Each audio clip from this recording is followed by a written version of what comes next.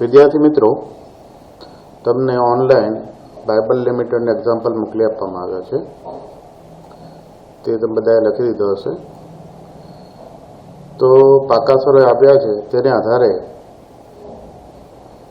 Equity share મૂડી, preference share મૂડી, મૂડી પર અનામત, ત્યાર પછી જમીનનો એક ટુકડો જેની કિંમત 12,000 હતી તે 15,000 વેચવામાં આવે છે. બાકીની જમીનનું પુનઃ મૂલ્યાંકન કરેલ છે. જેના વેચાણથી થયેલ નફો પુનઃ મૂલ્યાંકન નફો મૂડી અનામત ખાતે લઈ જવામાં આવ્યો છે.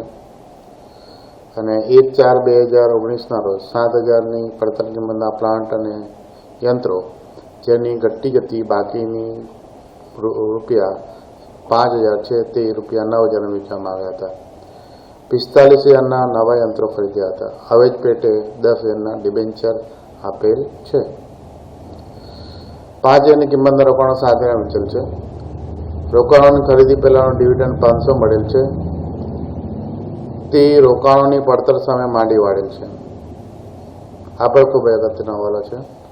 ડિરેક્ટરોએ ઇક્વિટી શેર મૂડીઓ 15% ડિવિડન્ડની ભલામણ કરેલ છે. સ્વૈચ્છિક નિવૃત્તિ અંગે 5,000ની ચૂકવણી સામાન્ય અનામત ખાતે માળવા કરેલ છે. ચાલુ વર્ષ માટે કરવેરાની જવાબદારી 13,500 અંદાજવામાં આવી છે. અને યંત્રો પર માળીવાળેલ ઘસારો જમીન મકાન પર ઘસારો ગણેલ નથી. તો આ રીતે તમને એક્ઝામ્પલ આપવામાં આવ્યો છે. તો હેડિંગ આપો, બાઇબલ લિમિટેડનું હિસાબી ધોરણ 3 મુજબનું રોકડ પ્રવાહ પત્રક. હિસાબી ધોરણ 3 મુજબનું રોકડ પ્રવાહ પત્રક.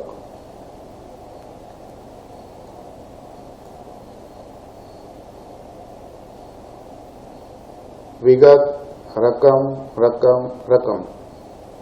વિગત રકમ.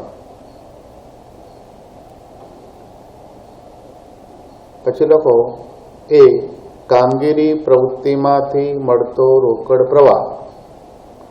કામગીરી પ્રવૃત્તિમાંથી મળતો રોકડ પ્રવાહ.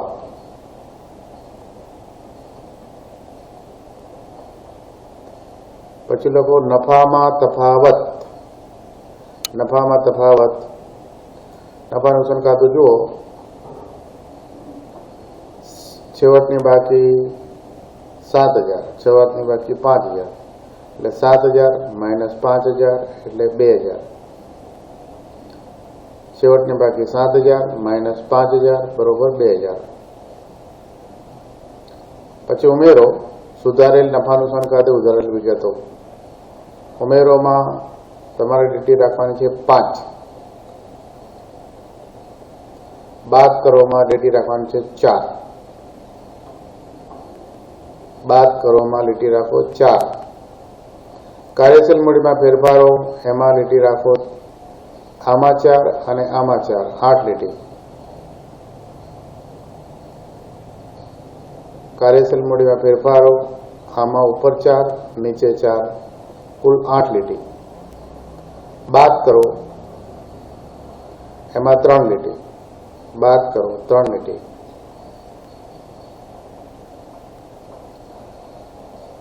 ત્યાર પછી બીજું હેડિંગ આપો, રોકાણ પ્રવૃત્તિમાંથી મળતો રોકડ પ્રવાહ. રોકાણ પ્રવૃત્તિમાંથી મળતો રોકડ પ્રવાહ. એમાં ઉમેરોમાં 5 લીટી રાખો. બાદ કરોમાં 2 લીટી રાખો. ઉમેરોમાં 5 લીટી, બાદ કરોમાં 2. ત્યાર પછી લખો નાણાકીય પ્રવૃત્તિમાંથી મળતો રોકડ પ્રવાહ. નાણાકીય પ્રવૃત્તિમાંથી મળતો રોકડ પ્રવાહ. ઉમેરોમાં 2 લીટી, બાદ કરોમાં 2 લીટી.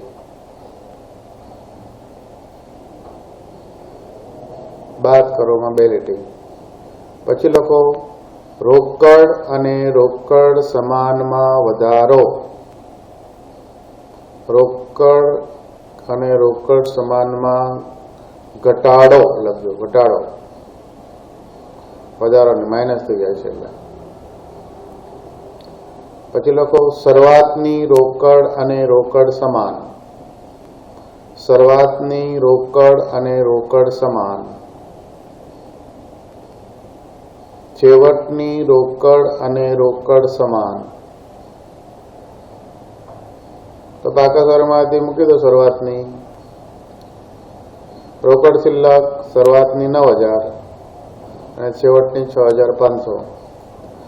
તો છેવટની 6500 અને શરૂઆતની 9000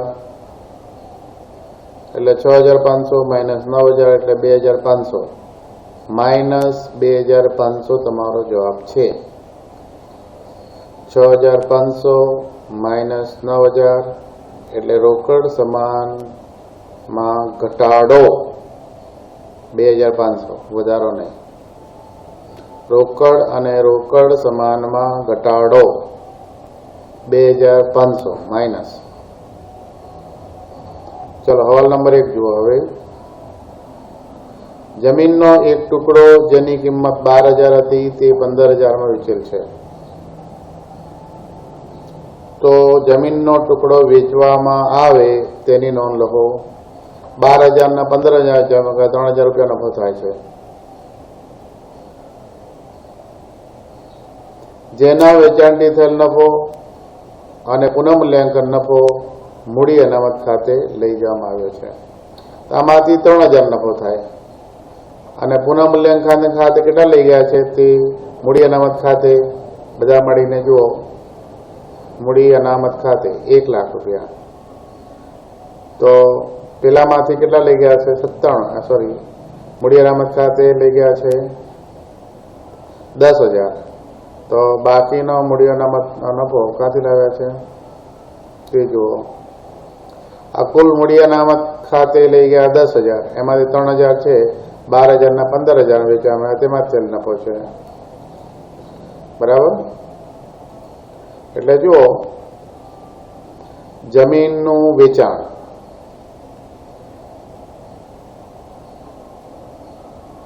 એમાં લખો 2 નોંધ પસાર કરો. બેંક ખાતે ઉધાર 15000, બેંક ખાતે ઉધાર 15000 તે જમીન મકાન ખાતે 15000 પૂરેપૂરી રકમ. જમીન મકાન ખાતે 15000. હવે નફો થાય છે તે મૂડી અનામત ખાતે લઈ જાય છે. નોંધ પસાર કરો. જમીન ખાતે ઉધાર 3000, જમીન ખાતે ઉધાર 3000 તે મૂડી અનામત ખાતે 3000, તે મૂડી અનામત ખાતે 3000. હવે જમીન મકાનનું ખાતું બનાવો. જમીન મકાનનું ખાતું.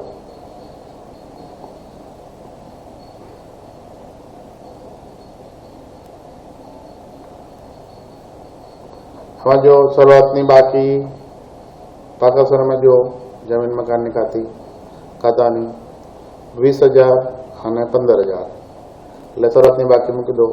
બાકી આગળ લાવ્યા 20000,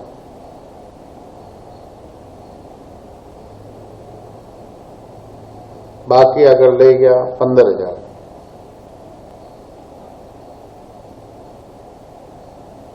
જમીન મકાન ખાતાની ઉધાર બાજુ બાકી આગળ લાવ્યા 20000, બાકી આગળ લઈ ગયા 15000.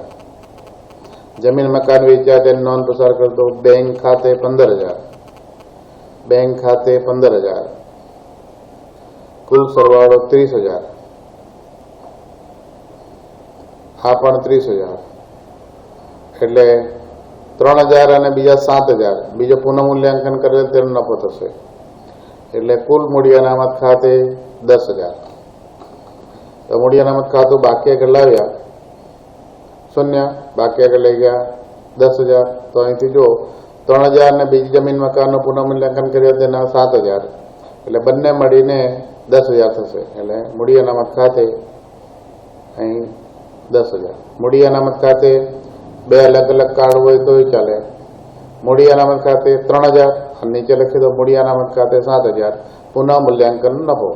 7,000 એટલે કુલ મૂડી અનામત ખાતે જમીન મકાનના 10,000 એટલે મૂડી અનામત ખાતું બનાવો. એમાં બાકી આગળ લાવ્યા 0, બાકી આગળ લઈ ગયા 10,000, બાકી આગળ લાવ્યા 0, બાકી આગળ લઈ ગયા 10,000 અને જમા સાઈડ લખી દો જમીન મકાન ખાતે 10,000, જમીન મકાન ખાતે 10,000. મૂડી અનામતનું ખાતું તો મળી જાય છે. પૈસા આવ્યા, જમીન મકાનના પૈસા આવ્યા.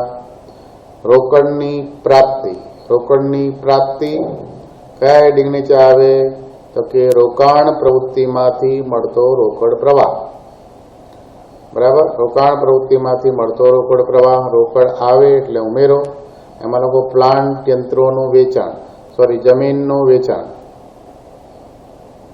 જમીનનું વેચાણ, રોકાણ પ્રવૃત્તિમાંથી મળતો રોકડ પ્રવાહ જે બતાવ્યું છે હેડિંગ, એમાં લખો જમીનનું વેચાણ 15,000.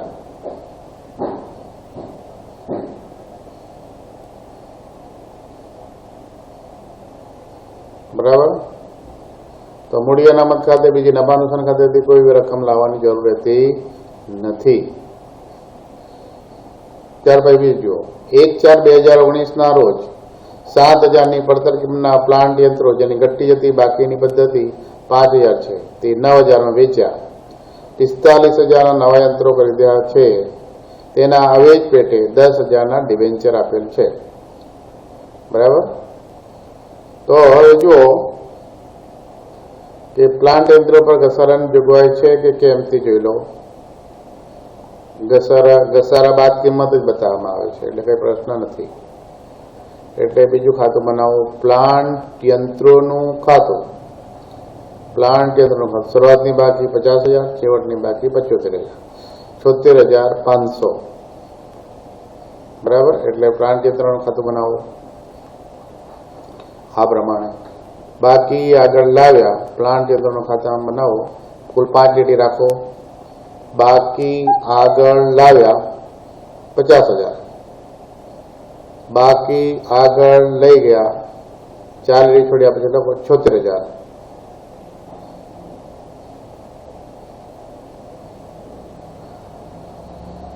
બરાબર. એટલે જુઓ કે પ્લાન્ટ યંત્રો 7,000ના હતા તેની બાકી હતી ઘટતી જતી WDV કિંમત, ઘટતી જતી બાકીની કિંમત 5,000 છે તે 9,000 વેચ્યા છે. એટલે એની નોંધ થાય.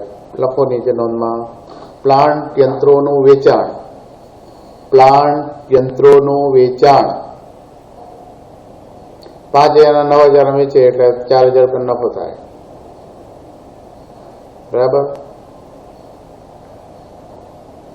એટલે લખો બેંક ખાતે ઉધાર 9,000, બેંક ખાતે ઉધાર 9,000 તે પ્લાન્ટ યંત્રો ખાતે, તે પ્લાન્ટ યંત્રો ખાતે.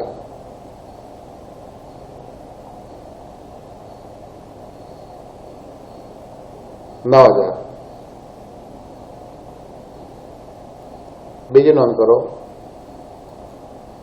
પ્લાન્ટ યંત્રો ખાતે ઉધાર, પ્લાન્ટ યંત્રો ખાતે ઉધાર 4,000 તે નફા નુકસાન ખાતે, તે નફા નુકસાન ખાતે 4,000 નફો.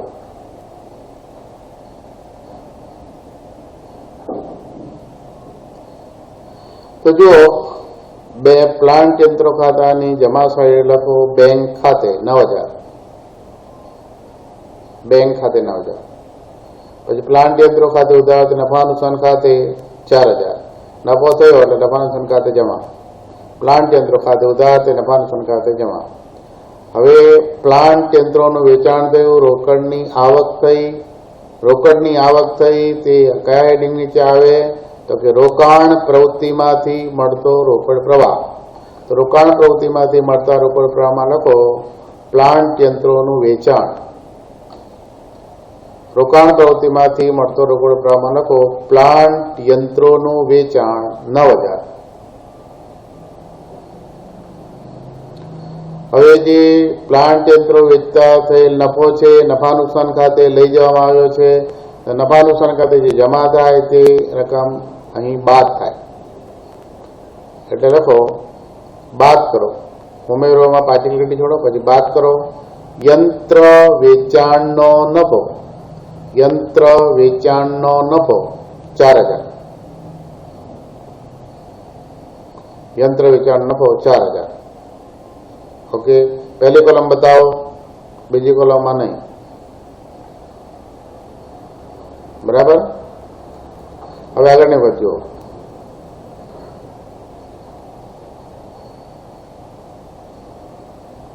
$45,000 નવા યંત્રો ખરીદ્યા હતા. બરાબર. તો નવા યંત્રો ખરીદે એટલે તમારા યંત્રો આવે એટલે નોંધ કરો. તેના બદલામાં શું આપ્યું છે? ડિબેન્ચર આપેલા 10,000 બાકીનું રોકડ આપી હશે. એટલે લખો એમાં નોંધમાં યંત્ર ખરીદી, યંત્ર ખરીદી. यंत्र खाते उधार 45,000, यंत्र खाते उधार 45,000 ते डिबेंचर खाते 10,000, ते डिबेंचर खाते 10,000 ते रोकड़ खाते 35,000, ते रोकड़ खाते 35,000. बराबर. અને ખતવણી કરી દો પ્લાન્ટ યંત્રોના ખાતામાં. પ્લાન્ટ યંત્ર ખાતામાં લખી દો ડિબેન્ચર ખાતે 10,000, પ્લાન્ટ યંત્રો ખાતે ઉધાર તે ડિબેન્ચર ખાતે 10,000, તે બેંક ખાતે 35,000, તે બેંક ખાતે 35,000.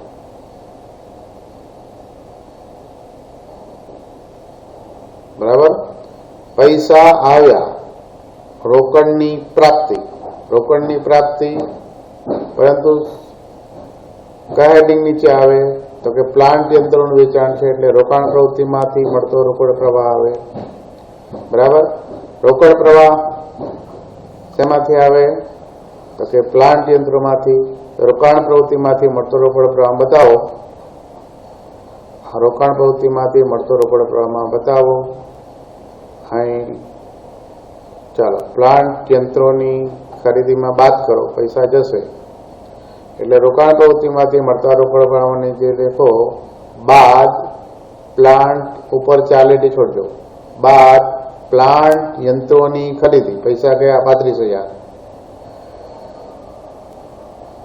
પ્લાન્ટ યંત્રોની ખરીદી 35,000. પહેલી કોલમ બતાવો 35,000. ચાલો હવે ડિબેન્ચર 10,000 થી વધે છે, એમાં કઈ ફેરફાર થાય છે? શરૂઆતમાં હતા ડિબેન્ચર 0, પછી થઈ ગયા 20,000. એટલે 10,000 ડિબેન્ચર કોને આપ્યા? કે પ્લાન્ટ યંત્રોની ખરીદી માટે. તો બીજા 10,000 ડિબેન્ચર બહાર પાડ્યા હશે. ડિબેન્ચર બહાર પાડે એટલે એના પૈસા મળે. ડિબેન્ચર કયા શીર્ષક હેઠળ આવે? તો કે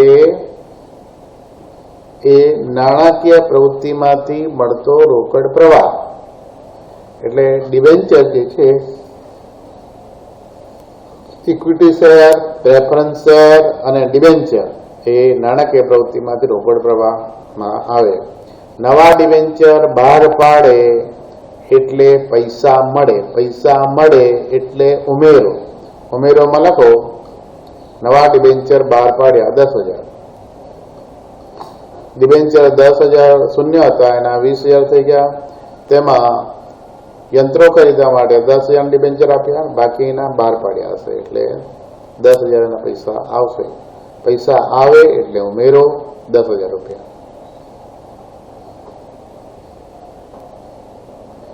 એટલે નાણાકીય પ્રવૃત્તિના હેડિંગ નીચે આવશે. તો એ અહીં પૂર્ણ થાય છે. આગળ વધ્યો. 5,000 ની કિંમતના રોકાણો 7,000 માં વેચેલ છે તો 2,000 રૂપિયા નફો થયો. 5 ના 7,000. તો નીચે ખાતું બનાવો, રોકાણોનું ખાતું, રોકાણોનું ખાતું 8 અને 5 થઈ ગયા.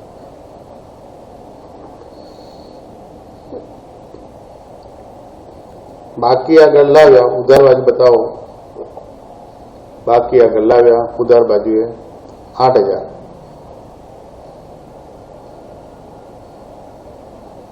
બાકી આગળ લઈ ગયા જમા બાજુએ 5,000. અને નીચે આમ નોંધ લખી રાખો, રોકાણોનું વેચાણ. રોકાણોનું વેચાણ એની બે નોંધ થશે.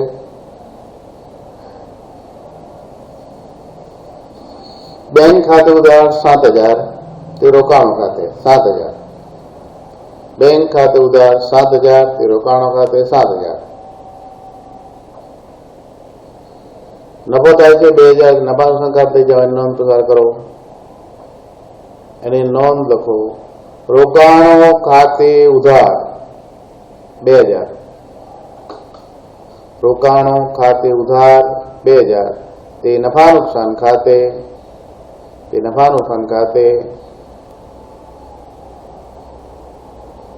2,000.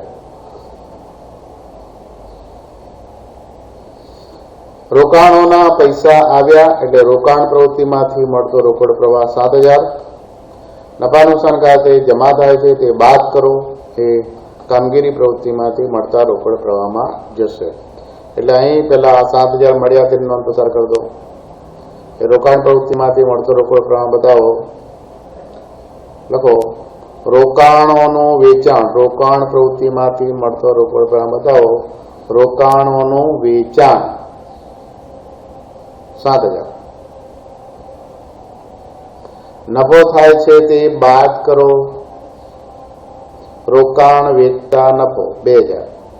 રોકાણ વેચતા નફો એ આવશે કામગીરી પ્રવૃત્તિમાંથી મળતો રોકડ પ્રવાહમાં બાદ કરવામાં વિગત બતાવો. રોકાણ વેચતા નફો 2,000.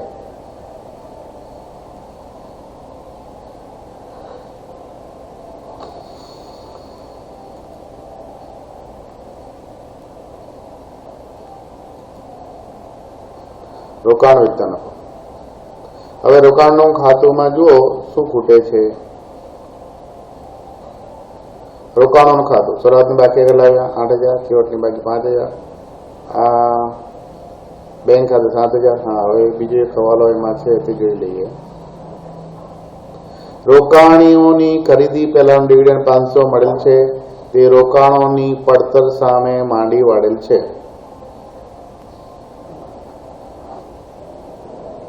ચાલો, રોકાણોની ખરીદી પહેલાનું ડિવિડન્ડ છે, તે રોકાણોની પડતર સામે માંડી વાળેલ છે. એટલે લખો, એની નોંધ લખી દો.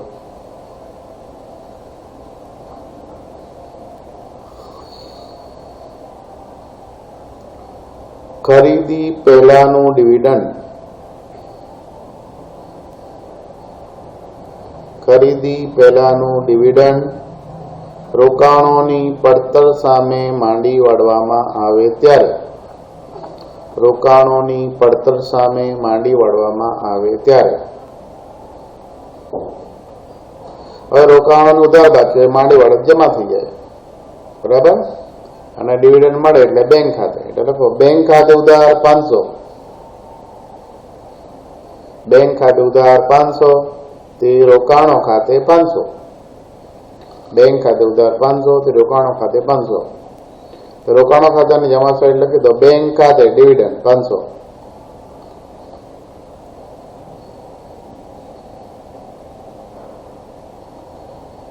ડિવિડન્ડના પૈસા આવ્યા, બરાબર. રોકાણોના પૈસા આવ્યા એટલે એ અહીં બતાવો. રોકાણ પ્રવૃત્તિમાંથી મળતો રોકડ પ્રવાહ અહીં લખી દો. રોકાણો પર મળેલ ડિવિડન્ડ 500. રોકાણો પર મળેલ ડિવિડન્ડ 500. રોકાણ પ્રવૃત્તિમાંથી મળતા રોકડ પ્રવાહ બતાવો.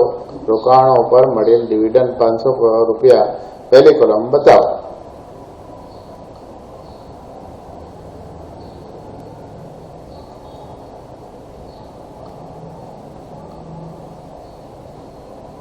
ચાલો, હવે રોકાણોનું ખાતું બંધ કરી દો. રોકાણોનું ખાતું ઉધાર બાજુ જમા બાજુ જુઓ 12,500 સરવાળો. આ તરફ 12,500 સરવાળો થાય, આ 10,000 થાય છે, તફાવત છે 2,500. ઉધાર બાજુએ છે એટલે ખરીદી હશે, એટલે લખી દઈએ બેંક ખાતે ખરીદી,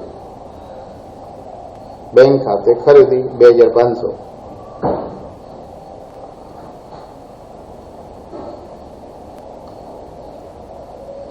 રોકાણ ખરીદવામાં આવે, પૈસા જાય, રોકડની જાવક અને કઈ રોકાણો એટલે કયા ક્ષેત્ર કરતા આવે તે રોકાણો એ રોકાણ પ્રવૃત્તિમાંથી મળતો રોકડ પ્રવાહ.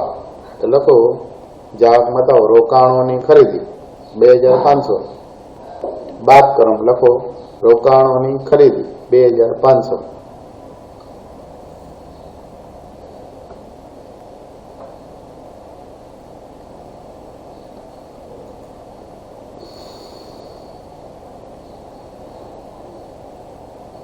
ડિરેક્ટરોએ ઇક્વિટી શેર મૂડી પર 15% ડિવિડન્ડની ભલામણ કરેલ છે. તો ઇક્વિટી શેર મૂડી કેટલી છે જુઓ.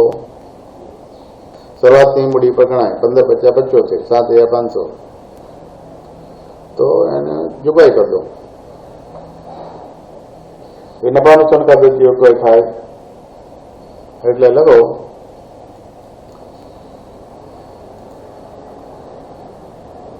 અને નોંધ નથી પસાર કરતા. સૂચિત ડિવિડન્ડ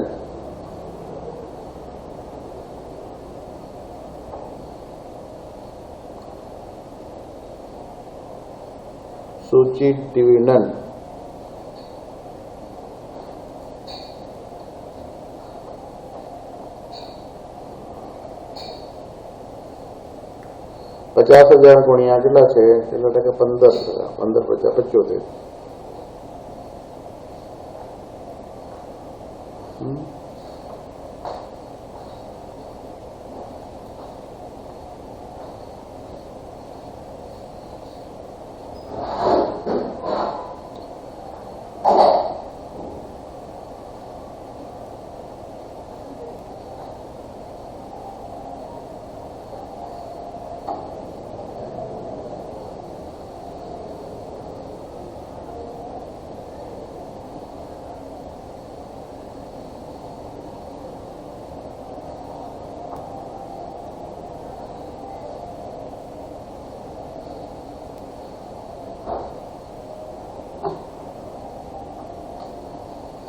ચાલો લખો સૂચિત ડિવિડન્ડ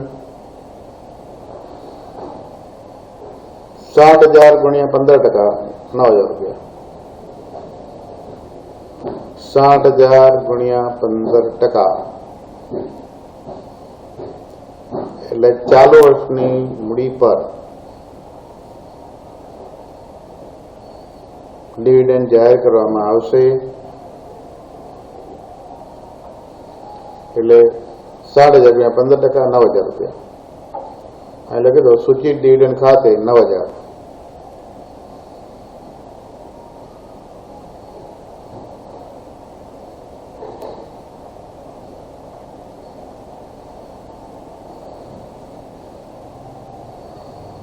ચાલો હવે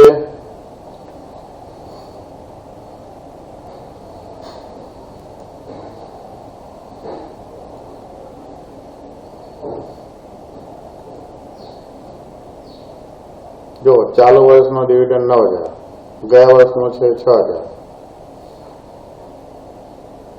તો ગયા વર્ષનું ચૂકવી દેવાનું, ચાલુ વર્ષની જોગવાઈ કરી દેવાનું. ચાલુ વર્ષની જોગવાઈ કરી એટલે અહીં 9,000 રૂપિયા. ક્યાં આવે તો સુધારેલ નફા નુકસાન ખાતે.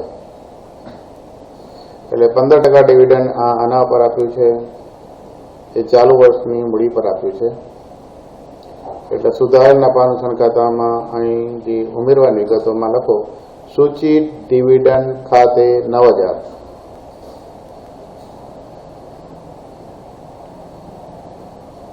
અને એ ડિવિડન્ડ ગયા વર્ષનું ચૂકવી દેવાનું, ચાલુ વર્ષની જોગવાઈ કરવાની. તો ગયા વર્ષનું ડિવિડન્ડ ચૂકવી દો એ તમારી નાણાકીય પ્રવૃત્તિમાંથી મળતો રોકડ પ્રવાહ બતાવો. બાદ કરોમાં ગયા વર્ષનું ડિવિડન્ડ ચૂકવ્યું 6,000. ચાલુ વર્ષની જોગવાઈ કરી, ગયા વર્ષનું ડિવિડન્ડ ચૂકવી દીધું 6,000.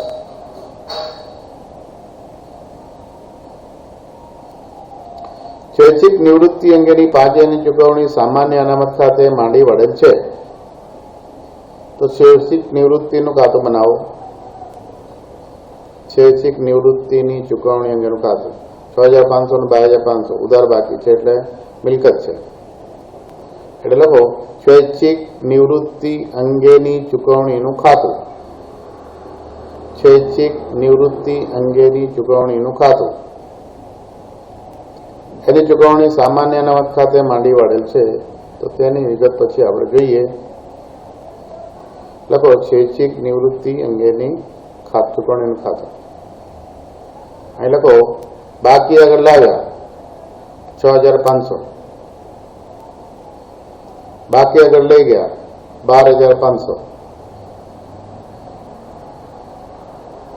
એની ચૂકવણી જે છે 5,000ની કરવામાં આવી છે તે સામાન્ય અનામત ખાતે માંડવા કરે છે. એની નોંધ કરો.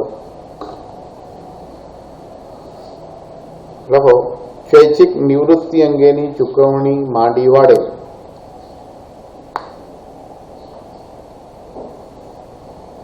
સ્વૈચ્છિક નિવૃત્તિ અંગેની ચૂકવણી માંડી વાળે. એમાં નોંધ લખો સામાન્ય અનામત ખાતે ઉધાર તે સામાન્ય અનામત ખાતે ઉધાર તે સ્વૈચ્છિક નિવૃત્તિ અંગેની ચૂકવણી ખાતે 5,000. તો આ સામાન્ય અનામત ખાતે માળવા કર્યું છે એટલે જમા કરો. અને સ્વૈચ્છિક નિવૃત્તિ અંગેની ચૂકવણી ખાતામાં બાકી આગળ લાવ્યા 6,500, બાકી આગળ લઈ ગયા 12,500 બતાવો.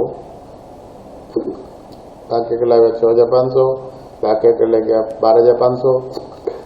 સામાન્ય અનામત ખાતે લઈ ગયા તેની માળવા કરી તેની નોંધ લખો. સામાન્ય અનામત ખાતે 5,000. અને સામાન્ય અનામતનું ખાતું બનાવો. એની બાકી જમા આવે એટલે બાકી આગળ લાવ્યા 25,000.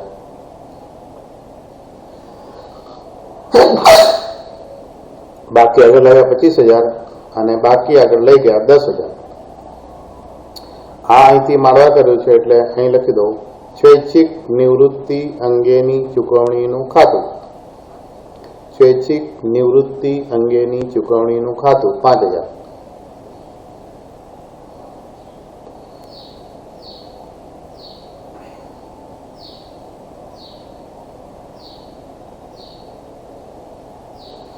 હવે આનો સરવાળો કરી દો. 17,500. આ પણ 17,500 થાય. તો બાકીની રકમ સ્વૈચ્છિક નિવૃત્તિ અંગેની ચૂકવણી કરી હશે એટલે 11,000 બેંક ખાતે.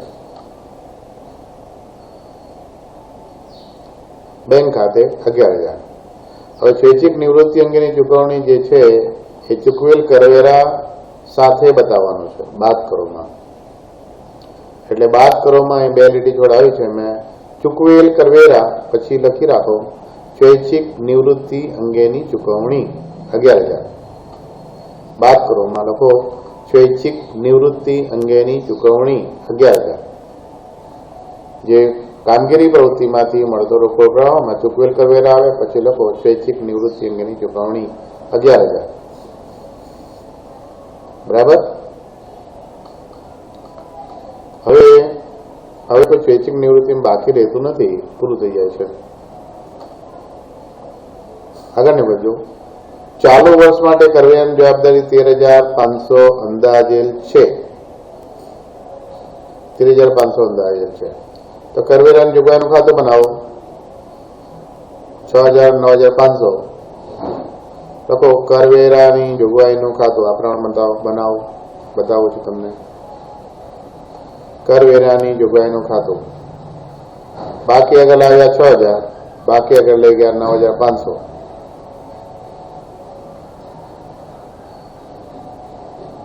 બાકી આગળ લાવ્યા 6,000, બાકી આગળ લઈ ગયા 9,500. જોગવાઈ કરી 13,500. નફા નુકસાન ખાતે બતાવો. નફા નુકસાન ખાતે જોગવાઈ 13,500. કરવેરાની જોગવાઈ કરી નફા નુકસાન ખાતે ઉધાર થાય તે ઉમેરોમાં જે વિગતો છે એમાં લખો કરવેરાની જોગવાઈ ખાતે 13,500. કરવેરાની જોગવાઈ ખાતે 13,500. હવે કરવેરાની જોગવાઈનું ખાતું બનાવો. કરવેરાની જોગવાઈનું ખાતું એ બંધ કરો તો અહીં જો 19,500, આ પણ 19,500. તો બાકીના કરવેરા ચૂકવ્યા હશે બેંક ખાતે લખી દો. ચૂકવેલ કરવેરા 10,000. બેંક ખાતે ચૂકવેલ કરવેરા 10,000.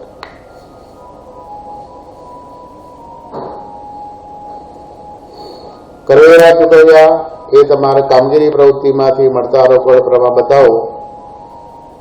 કામગીરી પ્રવૃત્તિમાંથી મળતો રોકડ પ્રવાહમાં અહીં જે છે એવા બાદ કર્મ બતાવો. ચૂકવેલ કરવેરા 10,000. ચૂકવેલ કરવેરા 10,000. હવે આગળનો હવાલો જો. યંત્રો પર 15% લગી ઘસારો માંડી વાળેલ છે, જ્યારે જમીન મકાન પર ઘસારો ગણેલ નથી. તો યંત્રો પર ઘસારો 15% લેખે માંડવા કરેલ છે. તો યંત્રો જુઓ કેટલા છે? 50,000. હવે યંત્રોનું ખાતું આપણે બાકી રાખ્યું છે, પ્લાન્ટ યંત્રોનું ખાતું. તો આમાં જો તફાવતની રકમ છે, આ બાકીનો ઘસારો આવશે. ચાલો, યંત્રોનું ખાતું બાકી છે, એમાં જો આ સરવાળો 99,000, આ સરવાળો પણ 99,000, આ 9,000 અને 76,000. એટલે બાકીનો ઘસારો માની લેવાનો. એટલે ઘસારા ખાતે લખી દો 13,500. ઘસારા ખાતે 13,500. એટલે લખી દો આ ઘસારો નફા નુકસાન ખાતે ઉધાર થાય. એટલે નફા નુકસાન ખાતે ઉધાર બાજુએ થાય તે ઉમેરવાના થાય. એટલા માટે પ્લાન્ટ યંત્રો પર ઘસારો એ લખી દો 13,500. પ્લાન્ટ યંત્રો પર ઘસારો 13,500. બરાબર. હવે આગળની વિગત જુઓ. જમીન મકાનોનું ખાતું બની ગયું, પ્લાન્ટ યંત્રનું ખાતું બની ગયું. રોકાણો વેચે રીતે ખાતું બની ગયું. સ્ટોક કાર્યશીલ મૂડીમાં ફેરફારમાં જશે. સ્ટોક 9,000 હતો તો 9,500 થયો, બાકીનો ખરીદ્યો. એટલે કાર્યશીલ મૂડીના ફેરફારમાં બતાવો. ભંડોળ જાય છે એટલે કાર્યશીલ મૂડીનો ફેરફાર બતાવો. ભંડોળ જાય છે એટલે બાદ કરો. સ્ટોકમાં વધારો 500. ત્રીજી કોલમની અંદર બતાવો 500. સ્ટોકમાં વધારો. પછી આગળની ગત જુઓ. દેવાદારોમાં પણ વધારો છે, એટલે એ દેવાદારો પણ ખરીદ્યા. ભંડોળની ચાવક અહીં લખી દો. દેવાદારોમાં વધારો અહીં લખી દો. દેવાદારોમાં વધારો 4,500. દેવાદારોમાં વધારો 4,500. દેવાદારો વધ્યા. રોકડની જાવક એટલે બાદ કરો. આગળની વધુ. લેણી હુંડી એ ઘટી છે. લેણી હુંડી ઘટી એટલે પૈસા આવ્યા. બરાબર. મિલકત ઘટી એટલે વેચી દીધી, પૈસા આવ્યા. એટલે રોકડની પ્રાપ્તિ એટલે અહીં લખી દો ઉમેરોમાં. લેણી હુંડીમાં ઘટાડો 500 રૂપિયા. આગળની વધુ. લેણી હુંડી ઘટી. રોકડ શિલ્લકતા આપણે મૂકી દીધી છે. પ્રાથમિક ખર્ચા 2,500 થઈ ગયા 1,000. બાકીના માંડી વાળ્યા. પ્રાથમિક ખર્ચ માંડી વાળ્યા 1,500. એ નફા નુકસાન ખાતે ઉધાર થાય. નફા નુકસાન ખાતે જે ઉધાર થાય તે ઉમેરવાના થાય. એટલે લખો પ્રાથમિક ખર્ચા માંડી વાળ્યા. પ્રાથમિક ખર્ચા માંડી વાળ્યા 1,500.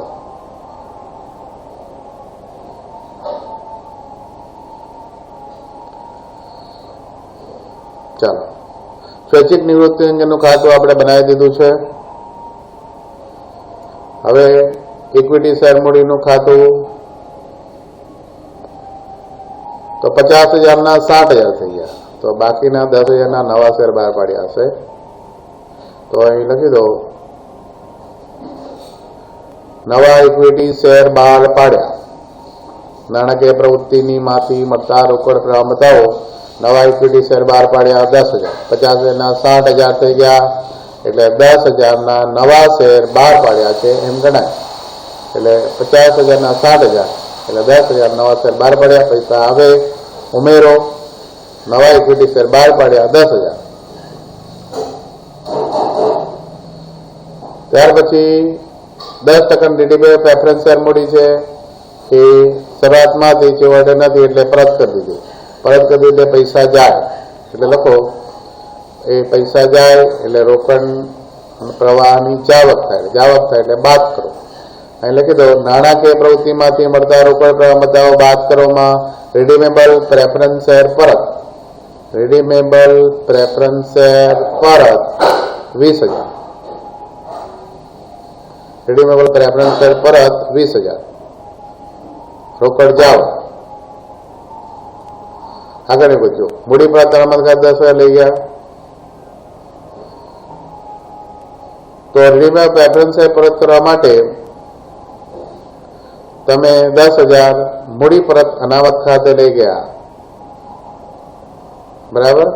તો મૂડી પરત અનામત ખાતે શરૂઆતમાં હતા નહીં, છેવટે થઈ ગયા 10,000.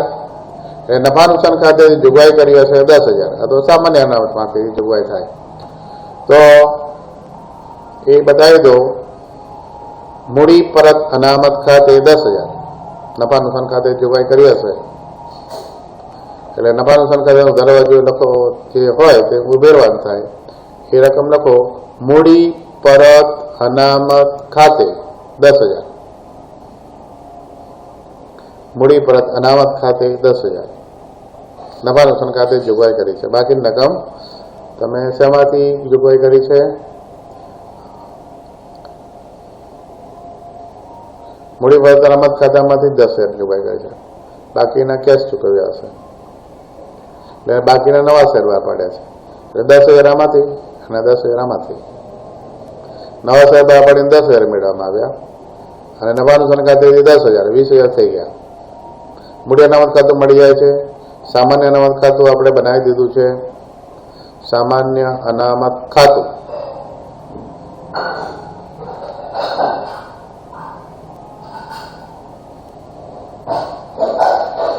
સામાન્ય અનામત ખાતું બનાવ્યું છે કે નથી બનાવ્યું? ચલો લખો સામાન્ય અનામત ખાતું આપણું બાકી છે. બાકી આગળ લાવ્યા 25,000, બાકી આગળ લઈ ગયા 10,000. સ્વૈચ્છિક નિવૃત્તિનું જે ખાતું છે એમાં બાકી આગળ લાવ્યા 25,000 સરવાળો 25,000. સ્વૈચ્છિક નિવૃત્તિ ખાતે 5,000. પછી છેવટે બાકી આગળ લઈ ગયા 10,000 એટલે ખૂટી રકમ નફા નુકસાન ખાતેથી જમા કરી હશે એટલે સામાન્ય અનામત ખાતેથી નફા નુકસાન ખાતે લઈ ગયા છે એટલે સામાન્ય અનામત ખાતે ઉધાર તે નફા નુકસાન ખાતે 10,000 એટલે નફા નુકસાન ખાતે એ રકમ જમા થઈ એટલે બાદ કરો એટલે લખો સામાન્ય અનામત ખાતે તમે વધારે રકમ લઈ ગયા એટલે નફો નથી થયો પણ સામાન્ય અનામત ખાતેથી તમે નફા નુકસાન ખાતે જમા કરી છે એટલે અહીં લખી દો એટલી રકમ તમે નફા નુકસાન ખાતે જે જમા કરો તે બાદ કરો થાય એટલે લખો સામાન્ય અનામત ખાતે 10,000. સામાન્ય અનામત ખાતે 10,000. આગળને વધ્યો મૂડી અનામત ખાતે થઈ ગયું. સામાન્ય અનામત ખાતે નફા નુકસાન ખાતું બનાવીએ છીએ. 9% ડિબેન્ચર બહાર પાડી આવી ગયું. લેણદારો 8,000 ના થઈ ગયા 9,500. લેણદારો વધે રોકડની પ્રાપ્તિ એટલે કાર્યશીલ મૂડીના ફેરફારોમાં લખો લેણદારોમાં વધારો 1,500. લેણદારોમાં વધારો 1,500. ત્યાર પછી દેવી હુંડી જુઓ 3,000 ના 2,000 થયા બાકીની 1,000 ચૂકી દીધી એટલે પૈસા જાય એટલે બાદ કરો. શેમાં? તો કે કાર્યશીલ મૂડીના ફેરફાર બરાબર બાદ કરવામાં લખો દેવી હુંડીમાં ઘટાડો 1,000. દેવી હુંડીમાં ઘટાડો 1,000. આગળને વધ્યો ચૂકવવાના બાકી ખર્ચા 2,000 3,000 થઈ ગયા એટલે ખર્ચા વધ્યા પૈસા આવે. દેવા વધે પૈસા આવે એટલે આવક બતાવો. ચૂકવવાના બાકી ખર્ચમાં વધારો 3,000 સોરી 1000 આગળની વસ્તુ ચૂકવવાના બાકી ખર્ચમાં વધારો 1000. ચાલો પછી કરવેરાની જોગવાઈનું ખાતું બની ગયું અને સૂચિત ડિવિડન્ડ ગયા વર્ષે ચૂકી દીધું, ચાલુ વર્ષની જોગવાઈ કરી દીધી એટલે એ પણ આવી ગયું. તો હવે જુઓ કામગીરી પ્રવૃત્તિમાંથી રોકડ પ્રવાહ કેટલો મળે છે તે જોઈએ. તેમાં જુઓ યંત્ર પર ઘસારો 13,500, મૂડી પરત અનામત ખાતે 10,000, સૂચિત ડિવિડન્ડ ખાતે 9,000, માડીવાળી પ્રાથમિક ખર્ચ 1,500 અને કરવેરાની જોગવાઈ 13,500, કુલ સરવાળો 49,500. એમાંથી બાદ કરો યંત્ર વેચાણનો નફો 4,000, રોકાણ વેચાણ નફો 2,000 અને સામાન્ય અનામત ખાતે 10,000, 16,000. એટલે આમાંથી આ રકમ બાદ કરીએ 33,500. એમાંથી કાર્યશીલ મૂડીના ફેરફારો આ 500 લેણી મૂડીમાં ઘટાડો, લેણદારોમાં વધારો અને ચૂકવવાનો બાકી ખર્ચમાં વધારો, કુલ 3,000. એમાંથી બાદ કરો જુઓ સ્ટોકમાં વધારો 500, દેવાદારોમાં વધારો 4,500, દેવી મૂડીમાં ઘટાડો 1,000, કુલ 6,000. 3,000 માઇનસ 6,000 માઇનસ 3,000 એટલે 33,000 માઇનસ 3,000 30,500. ત્યાર પછી એમાંથી ચૂકવેલ કરવેરા બાદ કરો. ચૂકવેલ કરવેરા 10,000 અને સ્વૈચ્છિક નિવૃત્તિની ચૂકવણી 11,000, 21,000 બાદ કરો એટલે એનો સરવાળો આવશે 30,500 માઇનસ 21,000 9,500. ત્યાર પછી જો રોકાણ પ્રવૃત્તિમાંથી મળતો રોકડ પ્રવાહ એમાં જો યંત્રોનું વેચાણ 9,000, જમીનનું વેચાણ 15,000, રોકાણનું વેચાણ 7,000 અને રોકાણો પર ડિવિડન્ડ મળ્યું 500, 31,500 એનો સરવાળો. એમાંથી બાદ કરો યંત્રોની ખરીદી 35,000, રોકાણોની ખરીદી 2,500, 37,500 એ બાદ કરો 31,500 માઇનસ 38,500 માઇનસ 6,000. ત્યાર પછી નાણાકીય પ્રવૃત્તિમાંથી મળતો રોકડ પ્રવાહમાં જુઓ નવા ઇક્વિટી શેર બહાર પડ્યા 10,000, નવા ડિબેન્ચર બહાર પડ્યા 10,000, 20,000, પ્રેફરન્સ શેર મૂડી પરત 20,000, ગયા વર્ષનું ડિવિડન્ડ ચૂકવ્યું 6,000, 26,000, 20,000 માઇનસ 26,000 માઇનસ 6,000. તો આ પ્રમાણે 9,500 માઇનસ 6,000 માઇનસ 6,000 એટલે માઇનસ 2,500 એ તમારો જવાબ આવી જશે.